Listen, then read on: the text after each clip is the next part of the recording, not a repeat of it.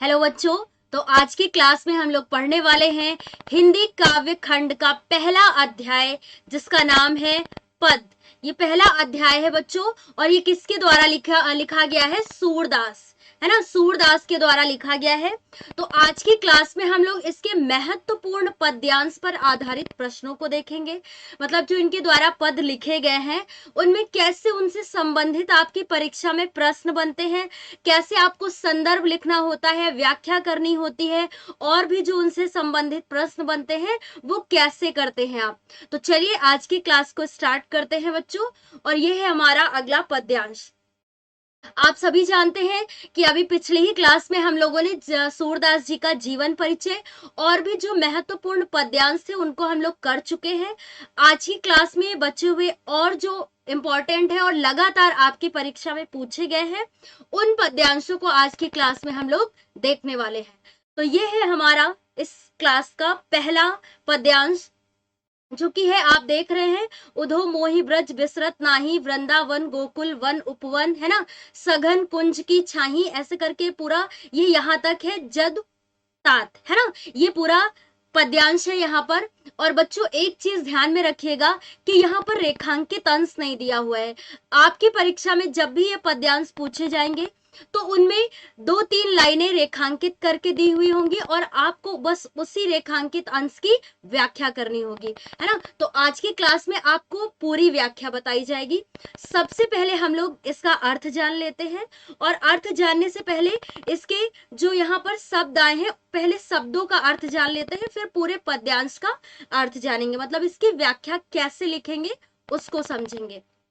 तो देखिए बच्चों, यहाँ पर मोही का मतलब क्या है? मुझे। और बिसरत मतलब क्या होगा? यहाँ पर भूलना, है ना। और नाही मतलब क्या होता है? नहीं। फिर उसके बाद देखिए सघन, सघन मतलब होता है गहन, गहन मतलब घना या घनी कह सकते हैं ना। और कुंज मतलब होता है छोटे छोटे वृक्षों का समूह। फिर उसके बाद देखिए बच्चों, दहो मतलब यहाँ पर क्या होगा? दही, है ना। और फिर उसके बाद ये आपको शब्द दिख रहा है, जल्दी जल्दी देखिए, सिरात, सिरात मतलब बीत जाना। और फिर उसके बाद देखिए धनी, धनी मतलब क्या होता है? धन्य होना, है ना, धन्य होना। और जिनसों का अर्थ क्या होगा? जिन पर। और जदु तात मतलब क्या होता है? श्री कृष्ण। तो अभी देखिए यहाँ पर जितने कठिन शब्द आए थे उनकी हम लोगों ने उनका अर्थ देखा है। अब चलिए एक एक लाइन करके इनका अर्थ देख लेते हैं ना, इसमें मतलब व्याख्या क्या बताया जा रहा है इस पद्यांश में। तो बच्चों ध्यान से देखिएगा, सबसे पहले तो ये जो पद्यांश है इसमें किस चीज का वर्णन किया जा रहा है? जब श्री कृष्ण गोकुल को छोड़ के मथुरा चले गए हैं, है ना। श्री कृष्ण गोकुल को छोड़ के मथुरा चले गए हैं, और मथुरा गए हुए उन्हें काफी समय बीत चुका है ना, काफी समय बीत चुका है। तो वहां पर उनके जो मित्र हैं, कौन? उद्धव, श्री कृष्ण के मित्र उद्धव। उद्धव जब मथुरा से गोकुल वापस आते हैं और गोकुल वासियों की स्थिति को देखते हैं कि कैसे पल पल गोकुल के जो रहने वाले लोग हैं वो श्री कृष्ण को कैसे याद करते हैं, है ना, वो उनको भूल नहीं पा रहे हैं। तो यहाँ की स्थिति देखकर जब उद्धव मथुरा वापस जाते हैं और वहां श्री कृष्ण को ये पूरा हाल बताते हैं, और जब वो श्री कृष्ण को ये पूरा हाल बताते हैं तो श्री कृष्ण फिर क्या कहते हैं, श्री कृष्ण के द्वारा क्या कहा जाता है बच्चों? तो आप सुनिए, उधो मोहि ब्रज बिसरत नाही। श्री कृष्ण कहते हैं कि हे उधो, उधो कौन? श्री कृष्ण के मित्र। तो उनसे ही श्री कृष्ण कहते हैं, उधो मोहि, मोहि मतलब मुझे, ब्रज मतलब ब्रज, ये गोकुल है ना, उसकी बात करते हैं। बिसरत मतलब क्या होता है? भूलना। और नाही मतलब नहीं। तो श्री कृष्ण कहते हैं मुझसे भी ब्रज भुलाया भूल नहीं जा रहा है, मतलब मुझसे भी भुलाया नहीं जा रहा है ब्रज, है ना, मुझे भी वो पल पल याद आता है। ऐसा कौन कहते हैं? श्री कृष्ण। अब आगे देखिए बच्चों, काफी अच्छा है, आपको समझ में जरूर आएगा। अब देखिए, वृंदावन गोकुल वन उपवन सघन कुंज की छाही। तो वो कहते हैं कि वृंदावन यानी गोकुल के जो वन मतलब जंगल, उपवन मतलब बगीचे, है ना। तो वो कहते हैं कि गोकुल के जंगल और बाग बगीचे और वहां की घनी कुंज की छाया, वह भी मुझे बहुत याद आती है, मतलब उसको भी मैं भूल नहीं पा रहा हूं, ऐसा श्री कृष्ण कहते हैं, है ना। फिर उसके बाद आगे देखिए बच्चों, प्रात समय माता जसुमती और नंद देख सुख पावत। और कैसे प्रातः काल के समय मतलब सुबह के समय माता जसुमत मतलब होगा यहाँ पर यशोदा, है ना, माता यशोदा और नंद बाबा मुझे सुबह के समय देखकर कैसे सुख प्राप्त करते थे। सुख मतलब कितना खुश होते थे मुझे देख करके, है ना। फिर उसके बाद क्या कहते हैं कि माखन रोटी दही सजायो अतिहित साथ खवावत। मतलब रोटी में मक्खन और दही सजा करके मुझे अतिहित साथ खवावत मतलब बहुत ही प्रेम के साथ खिलाते थे। बिल्कुल भी कठिन नहीं है बच्चों, आप अगर एक एक लाइन करके मेरे साथ समझेंगे बहुत अच्छे से आपको समझ में आएगा। फिर उसके बाद देखिए, गोपी ग्वाल संग, गोपी ग्वाल बाल संग खेलत सब दिन हसत सिरात। फिर कहते हैं कि गोपी ग्वाल और बाल संग खेलते खेलते पूरा दिन कब निकल जाता था पता ही नहीं चलता था, है ना। सब दिन हसत सिरात मतलब पूरा दिन हंसते खेलते, सिरात मतलब क्या होता है, बीत जाना, है ना, बीत जाता था ये पता ही नहीं चलता था। मतलब वो सब श्री कृष्ण को बहुत याद आता है। श्री कृष्ण ऐसा कहते हैं कि ये सब मुझसे भुलाया नहीं जाता है। फिर उसके बाद अगली लाइन में, सूरदास धनी धनी ब्रजवासी जिनसो हित जदुतात। काफी अच्छी लाइन है। सूरदास जी कहते हैं कि ब्रजवासी धन्य है जिनके हित की चिंता स्वयं श्री कृष्ण करते हैं, है ना। जिनसो मतलब समझते हैं जिनकी, है ना, हित मतलब समझते हैं हित, है ना। और उसके बाद जदुतात का अर्थ है यहाँ पर श्री कृष्ण, ये समझिएगा ध्यान से।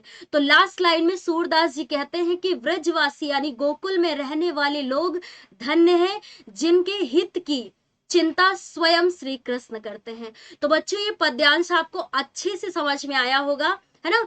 कोई भी इसमें अब कठिन शब्द नहीं है जो आपको नहीं समझ में आया होगा। तो ऐसे ही आपकी परीक्षा में पद्यांश आएगा और एक एक शब्द का अर्थ जानना इसलिए जरूरी है। कभी कभी ऐसा प्रश्न बन जाता है कि मान लीजिए पूछ लिया कि जदुतात का अर्थ क्या है इस पद्यांश में, तो आपको पता है ना कि जदुतात मतलब यहाँ श्री कृष्ण है ना। तो इसी तरीके से कोई भी शब्द पूछ सकता है। तो इस चीज को ध्यान में रख के बढ़िया से इसे समझिएगा और आपके परीक्षा में इसमें रेखांकित अंश आएगा, मतलब कुछ लाइनें रेखांकित की हुई होंगी अंडरलाइन जैसे। अब देखिए बच्चों कि इनसे प्रश्न कैसे बनता है ना। प्रश्न कैसे बनता है, उपयुक्त पद्यांश का संदर्भ लिखिए, फिर उसके बाद आएगा आपको व्याख्या लिखने के लिए। फिर ऐसे ही पद्यांश से इसमें प्रश्न क्या बना कि श्री कृष्ण किसके ध्यान में खो गए हैं, है ना, और प्रस्तुत पद में कौन सा रस है। तो ये पद्यांश से संबंधित प्रश्न बने। अब फटाफट इनके आंसर देख लेते हैं। संदर्भ कैसे लिखना है बच्चों, आपको अभी पिछली क्लास में भी हम लोगों ने अच्छे से डिस्कस किया था। तो कैसे लिखना है आपको, प्रस्तुत पद्यांश हमारी पाठ्य पुस्तक के काव्य खंड के पद शीर्षक से उद्गृत है, मतलब इससे लिया गया है। यह सूरदास द्वारा रचित सूर सागर महाकाव्य से लिया गया है। तो बच्चों ऐसे आप संदर्भ लिखेंगे। फिर उसके बाद देखिए इनकी व्याख्या। व्याख्या तो अभी हम लोगों ने पूरी लाइन टू लाइन तो इसका अर्थ समझ ही लिया है ना। कोई भी ऐसा कोई लाइन बची नहीं है जिसका अर्थ हम लोगों ने नहीं देखा है। तो व्याख्या फटाफट पढ़ लेते हैं। यहाँ पर आप भी देखिए परीक्षा में या परीक्षा से पहले आप इनकी प्रैक्टिस आप खुद से लिख के करिएगा। एक बार पद्यांश का अर्थ समझिएगा, उसके बाद व्याख्या मतलब खुद से लिखने का प्रयास करिएगा, बहुत अच्छे से आप करेंगे, है ना। अब देखिए इसकी व्याख्या कैसे है। तो श्री कृष्ण उद्धव से कह रहे हैं कि हे उद्धव, मैं ब्रज को भूल नहीं पाता हूँ, है ना, भूल नहीं पा रहा हूँ। मैं सबको भूलने का प्रयास करता हूँ किंतु मेरे लिए संभव नहीं हो पाता है ना। यही तो अभी हम लोगों ने पढ़ा है अभी आगे। तो देखिए वृंदावन और गोकुल के वन उपवन सभी मुझे याद आते हैं, वहां के कुंजों की घनी छांव भी मुझसे भुलाई नहीं भूलती। प्रातः काल माता यशोदा और नंद बाबा मुझे देखकर हर्षित होते थे, मतलब खुश होते थे तथा अत्यंत सुख का अनुभव करते थे, है ना।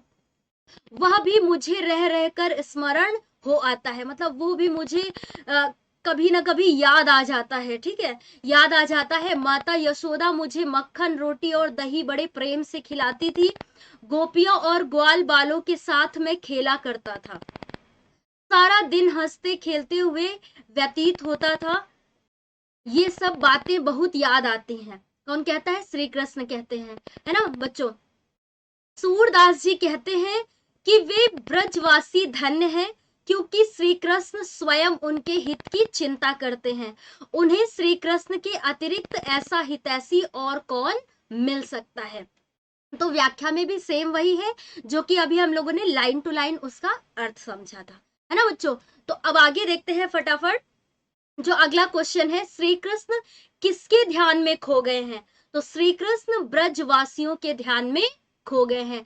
किसके ध्यान में खो गए, मतलब किससे वो याद करते हैं, तो ब्रजवासियों को, मतलब गोकुल के जो रहने वाले लोग हैं उनके ध्यान में खो गए हैं, है ना। बहुत ही आसान है। फिर उसके बाद देखिए बच्चों, जो अगला प्रश्न है, प्रस्तुत पद में कौन सा रस है ना, कौन सा रस है। तो यहाँ पर श्रृंगार रस है। जो आपने अभी ये पद देखा ना, पद्यांश हम लोगों ने देखा, यही आगे वाला जिसकी अभी बात कर रहे थे हम लोग, है ना, ये उधो मोहि ब्रज विसरत नाही वृंदावन गोकुल, इसी में पूछ रहा है कि इसमें रस कौन सा है। तो इसमें श्रृंगार रस है। क्यों, क्योंकि देखिए श्रृंगार रस दो होते हैं, एक तो होता है संयोग और दूसरा होता है वियोग। तो यहाँ पर वियोग श्रृंगार है, लेकिन आपको बस अगर परीक्षा में आता है तो आप श्रृंगार रस लिखेंगे।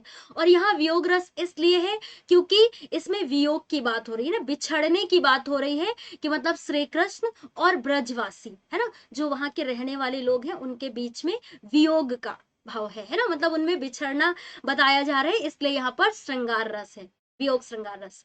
ठीक है बच्चों, तो कोई डाउट नहीं है, आप परीक्षा में ऐसे ही लिखेंगे श्रृंगार रस, यदि आपकी परीक्षा में ऐसा प्रश्न आता है तो। चलिए अगला पद्यांश देखते हैं बच्चों। ये हमारा जो इस क्लास का जो दूसरा पद्यांश है, क्या है, निर्गुण कौन देश को बासी मधुकर कही समझाऊ सौ देह, ऐसे करके ये कहाँ तक है, ये मति नासी तक, है ना। तो ये एक पद है श्री कृष्ण जी का लिखा हुआ पद्यांश, आपकी परीक्षा में भी ऐसे आएगा।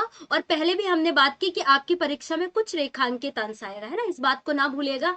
अब फटाफट ऐसे ही जैसे अभी पिछले पद्यांश में हम लोगों ने किया कि पहले जो कठिन शब्द है उनका अर्थ देख लेते हैं, फिर लाइन मतलब एक एक लाइन करके उनका अर्थ और उनकी व्याख्या देख लेते हैं, है ना बच्चों। चलिए देखिए, निर्गुण मतलब क्या होता है, निराकार, निराकार ब्रह्म, है ना, जिसका कोई ना आकार होता है ना प्रकार होता है, ना ही उसका कोई रंग या वेशभूषा होती है ना। तो जिसका कोई भी आकार प्रकार रंग वेशभूषा नहीं होती है, वही क्या होता है, निर्गुण ब्रह्म, है ना, ये ध्यान में रखिएगा। तो निर्गुण मतलब होता है निराकार, और बासी मतलब क्या होता है, निवासी, है ना। और मधुकर, यहाँ पर मधुकर का अर्थ होगा भंवरा। और इसके बाद ये क्या बोला गया है, सौह, सौह का मतलब होगा सौगंध। उसके बाद सांच का मतलब होगा सत्य, और हासी का मतलब होगा हंसी करना। और फिर उसके बाद जनक मतलब होगा पिता, और जननी का अर्थ होता है माता, है ना, जननी का अर्थ क्या होता है, माता। और देखिए बच्चों, बरन का अर्थ क्या होगा, रंग, है ना। उसके बाद देखिए किह मतलब किससे, है ना, किह आया है ना, किससे। अभिलाषी मतलब इच्छुक, है ना, इच्छुक।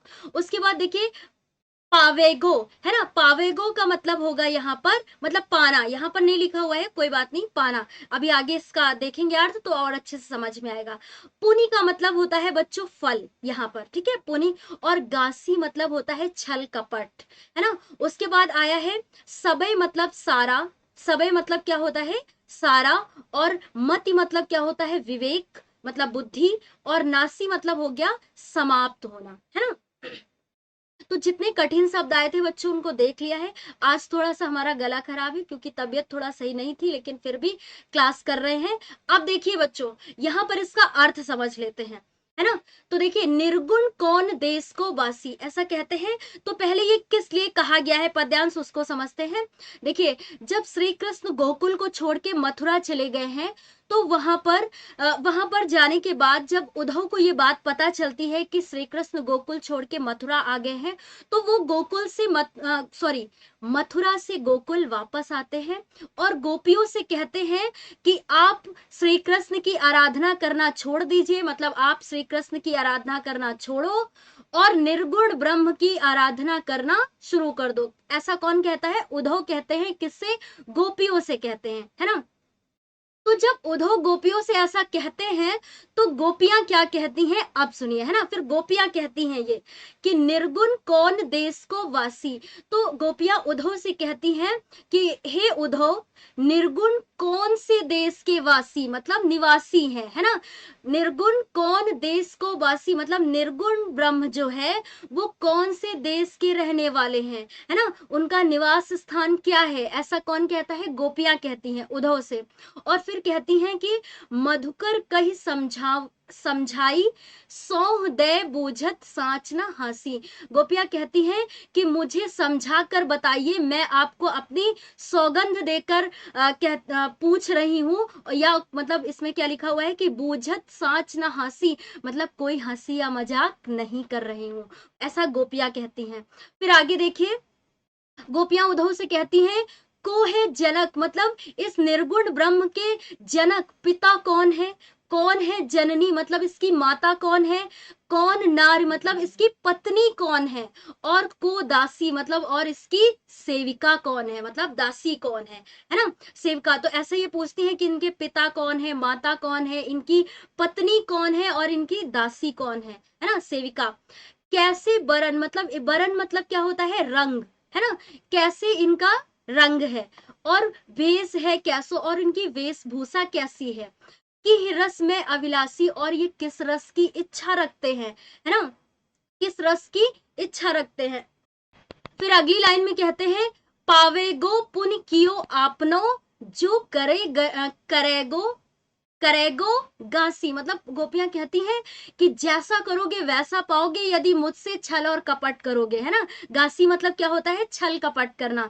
तो गोपियां कहती हैं अगर मुझसे छल कपट करोगे तो जैसा करोगे वैसा ही पुण्य, पुण्य मतलब फल पाओगे, है ना, समझिएगा, अच्छे से समझ में आएगा। सुनत मौन है रहे बावरो सूर सवे मत नासी। और इसमें क्या होता है कि फिर उद्धव गोपियों की बातें सुनते सुनते पागलों के समान हो जाते हैं, और पागलों के समान क्या हो जाते हैं, मौन हो जाते हैं, मतलब एकदम शांत हो जाते हैं उन गोपियों की बातें सुनते सुनते। किसके समान, बावरों के समान, मतलब पागलों के समान कह सकते हैं यहाँ पर, है ना।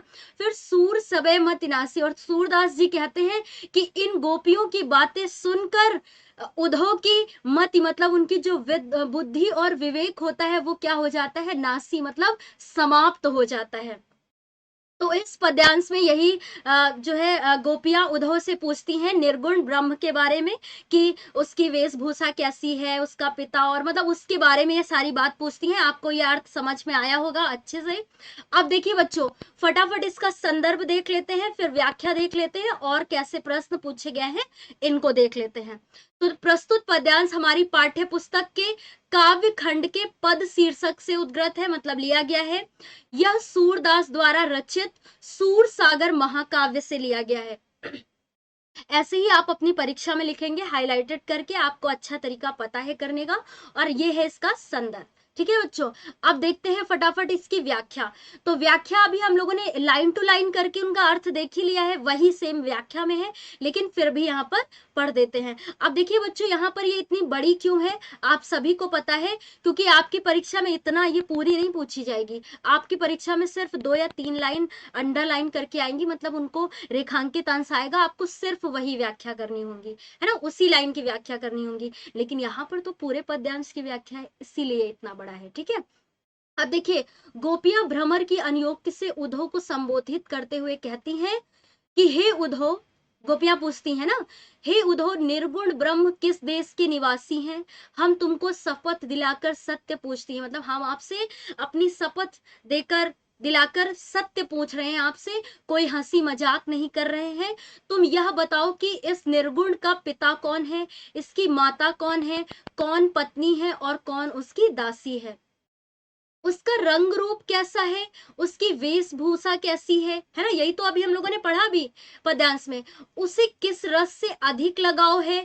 गोपियां उद्धव को चेतावनी देती हुई कहती हैं कि हमें सभी बातों का ठीक ठीक उत्तर देना, गोपियां कहती हैं उद्धव से, है ना।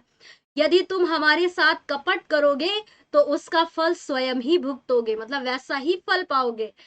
सूरदास जी कहते हैं कि गोपियों के इतने व्यंग्यात्मक तर्क सुनकर, है ना, ऐसे तर्क सुनकर उद्धव ठगे से हो गए, बिल्कुल बावरे हो गए, है ना, और उनका सारा विवेक समाप्त हो गया।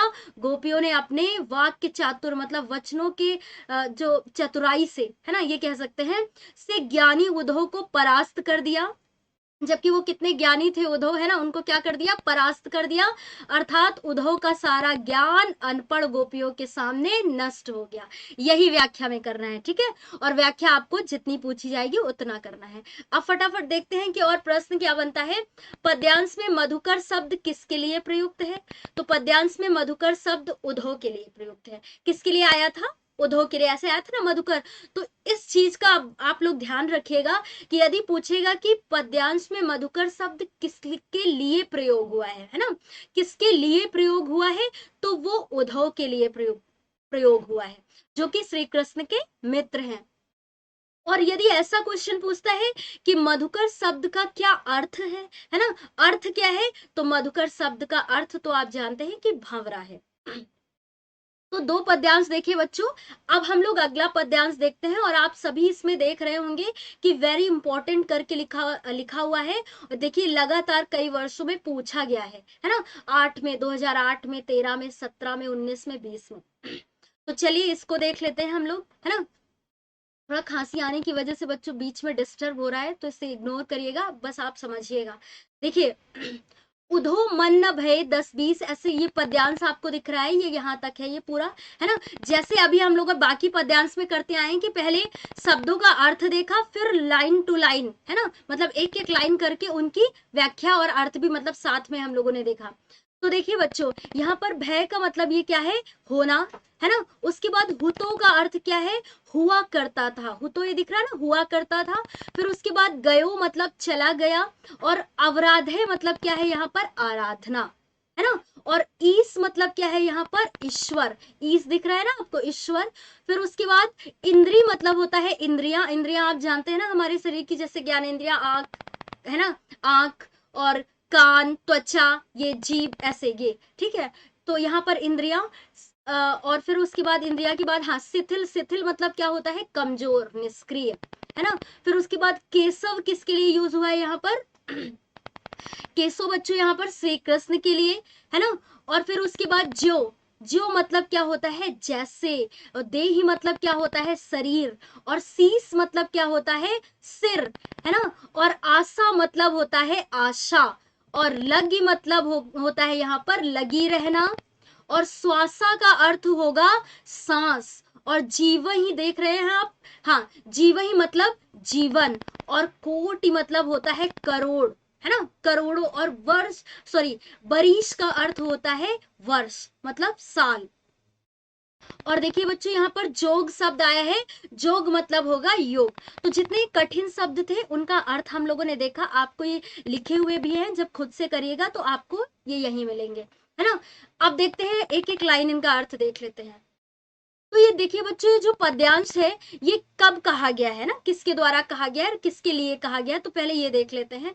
तो देखिए यहाँ पर क्या होता है कि जब श्री कृष्ण गोकुल को छोड़ के मथुरा चले जाते हैं, है ना, मथुरा चले जाते हैं, और यही बात, जैसा कि अभी पहले भी पढ़ा, यही बात उद्धव को, यानी उनके मित्र जो हैं, उद्धव श्री कृष्ण के मित्र, उनको पता चलता है कि वो मथुरा छोड़ करके कहा, सॉरी, गोकुल छोड़ के मथुरा आ गए हैं, है ना। तो वो फिर उद्धव जो है वो मथुरा से वापस आते हैं, कहाँ, गोकुल आते हैं। और गोपियों से कहते हैं कि निराकार ब्रह्म की उपासना करना शुरू कर दो, और जो कि श्री कृष्ण की आराधना करना छोड़ दो, है ना। तो वो ऐसा बोलते हैं कि श्री कृष्ण की आराधना करना छोड़ो और निर्गुण ब्रह्म की उपासना करना शुरू कर दो। तो वो गोपियों से कहते हैं। अब गोपियां इसका क्या उत्तर देती हैं आप समझिए। तो गोपियां कहती हैं उद्धव से, उद्धव मन न भये 10-20। गोपियां कहती हैं कि उद्धव, मन 10 या 20 तो होते नहीं है, मन कितने होते हैं, सिर्फ एक होता है ना। तो वो कहती हैं कि मन 10 या 20 नहीं होते हैं, मन तो सिर्फ एक होता है। एक हुतो सो गयो श्याम संग, मेरा भी मन एक ही था, जो कि श्याम, श्याम मतलब श्री कृष्ण, है ना, संग मतलब साथ, जो कि श्री कृष्ण के साथ मथुरा चला गया है। जब श्री कृष्ण गोकुल से मथुरा गए तो वो उनके साथ हमारा मन चला गया है ना। एक ही मन था हमारा जो कि श्री कृष्ण के साथ चला गया है। को अवराधे ईस, मतलब अब आपके ये जो ईस मतलब यहाँ पर निर्गुण ब्रह्म के बारे में बोला गया है ना। तो गोपियां कहती हैं कि आपके इस निर्गुण ब्रह्म की अवराधे मतलब आराधना कौन करेगा, है ना। को अवराधे इस मतलब आपके निर्गुण ब्रह्म की आराधना कौन करेगा। फिर आगे देखिए बच्चों क्या है कि इंद्री शिथिल भई केशव बिनु, मतलब हमारी जो इंद्रियां हैं वो केशव, केशव मतलब श्री कृष्ण के बिना क्या हो गई हैं, शिथिल हो गई हैं। शिथिल मतलब निष्क्रिय हो गई हैं, कमजोर हो गई हैं, जो कि किसी काम की नहीं रह गई हैं, है ना। जो देहि बिन शीस, जैसे सिर के बिना शरीर की हालत होती है, वैसे ही हमारी श्री कृष्ण के बिना हालत हो गई है ना। काफी अच्छा है, समझिएगा, मजा आएगा। अब देखिए, आशा लाग रहित तन श्वासा, और आशा लाग रहित मतलब लेकिन फिर भी मुझे श्री कृष्ण के आने की आशा लगी हुई है कि वो एक ना एक दिन जरूर आएंगे और हम गोपियों से अवश्य मिलेंगे, है ना। तन श्वासा, इसी कारण हमारे शरीर में सांसें चल रही हैं। फिर उसके बाद देखिए, जीव ही कोटि बरिस, जीव ही मतलब और इसी आशा से, है ना, इसी आशा से कोटि मतलब करोड़ों, और बरिस मतलब क्या होता है, वर्ष। इसी आशा से हम करोड़ों वर्ष इसी तरह जीवित रह सकते हैं। कौन कहता है, गोपियां कहती हैं, है ना। फिर उसके बाद देखिए अगली लाइन में क्या है, तुम तो सखा श्याम सुंदर के, गोपियां कहती हैं उद्धव से कि तुम तो श्याम सुंदर के यानी श्री कृष्ण के मित्र हो, है ना, तुम तो उनके मित्र हो, सकल जोग के ईश, और यहाँ पर जोग का मतलब होगा योग विद्या, है ना, योग विद्या के क्या हो, ज्ञानी हो, है ना, आप योग विद्या के ज्ञानी हो। सूर हमारे नंदन बिन और नहीं जगदीश, गोपियां कहती हैं कि श्री कृष्ण के अलावा मेरा और भी कोई, सॉरी, श्री कृष्ण के अलावा मेरा और कोई जगदीश मतलब ईश्वर, और कोई आराध्य या ईश्वर नहीं है, मतलब जो कुछ भी है वो सिर्फ और सिर्फ श्री कृष्ण है। ऐसा गोपियां कहती हैं, किससे कहती हैं, उद्धव से कहती हैं। ये चीज ध्यान में रखिएगा। तो देखिए बच्चों, काफी अच्छा था और अच्छे से एक एक लाइन करके हम लोगों ने इसका अर्थ समझ लिया। अब फटाफट देखते हैं कि कैसे प्रश्न बनते हैं। तो आप जानते हैं कि पहले तो हमें संदर्भ लिखना होता है, फिर इसमें व्याख्या पूछी जाती है, जो कि सिर्फ रेखांकित अंश होता है, उतनी व्याख्या करनी होती है। और फिर उसके बाद देखिए कैसे और प्रश्न हैं जिनका अभी उत्तर हम लोग देखेंगे। तो सबसे पहले देखते हैं कि जो संदर्भ है, सारे पद्यांशों में हम लोग ऐसे ही करते आए हैं संदर्भ को, है ना। आपको अच्छा तरीका पता भी चल गया है लिखने का। तो कैसे लिखेंगे, प्रस्तुत पद्यांश, जो अभी पद्यांश देखा आपने, हमारी पाठ्य पुस्तक के काव्य खंड के पद शीर्षक से उद्गृत है। उद्गृत मतलब लिया गया है। यह सूरदास द्वारा रचित सूर सागर महाकाव्य से लिया गया है। तो बच्चों ऐसे ही आप संदर्भ लिखेंगे अपनी परीक्षा में, है ना। फिर उसके बाद व्याख्या। अब व्याख्या देखने से पहले अभी तो हम लोगों ने एक एक लाइन करके उनका अर्थ समझ ही लिया है, वही इसमें व्याख्या में भी है, लेकिन अब हम लोग फटाफट इसे पढ़ लेते हैं। तो देखिए, प्रस्तुत पंक्तियों में गोपियां उद्धव से कहती हैं कि हे उद्धव, मन तो हमारा एक ही है, 10 या 20 मन नहीं है ना। मेरे पास तो केवल एक ही मन है, अब वह भी मेरे पास नहीं है। मतलब क्यों, क्योंकि वह श्री कृष्ण के साथ चला गया है। तो हे उद्धव, अब तुम ही बताओ कि तुम्हारे निर्गुण ब्रह्म की उपासना अब मैं किस मन से करूं, मतलब जब मेरे पास मन ही नहीं है तो कैसे आराधना करूं। आगे फिर गोपियां कहती हैं कि हमारी इंद्रियां शिथिल हो गई हैं, मतलब निष्क्रिय हो गई हैं, जैसे हमारी देह बिना सिर की हो गई हो, है ना, जैसे हमारा शरीर बिना सिर का हो गया हो। गोपियां कहती हैं कि हे उद्धव, हम तो श्याम सुंदर की वियोगिनी है, हमारे एक एक सांस में श्री कृष्ण के आने की आशा है।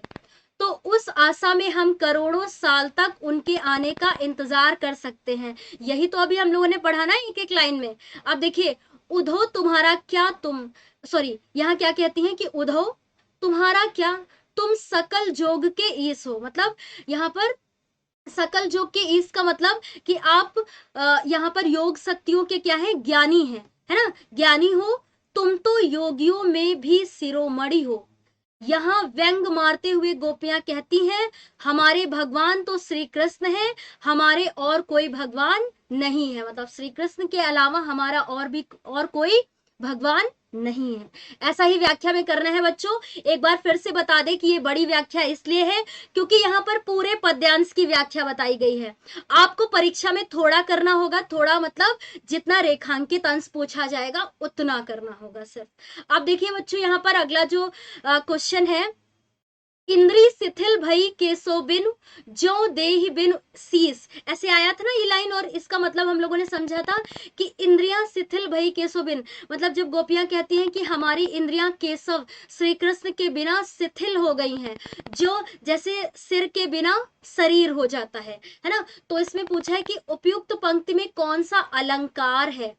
तो यहाँ पर देखिए, जो देहि बिनु शीस में गोपियों द्वारा स्वयं की तुलना बिना सिर वाले शरीर से करने के कारण यहाँ कौन सा अलंकार है, उपमा अलंकार है। और उपमा अलंकार हम लोगों ने पढ़ा था कि जहां पर तुलना की जाए, मतलब जब समानता बताई जाती है किसी दूसरी चीज से, तो वहां पर कौन सा अलंकार होता है, उपमा अलंकार होता है। बहुत आसान है, आप समझिएगा एक बार, अच्छे से आपको समझ में आएगा।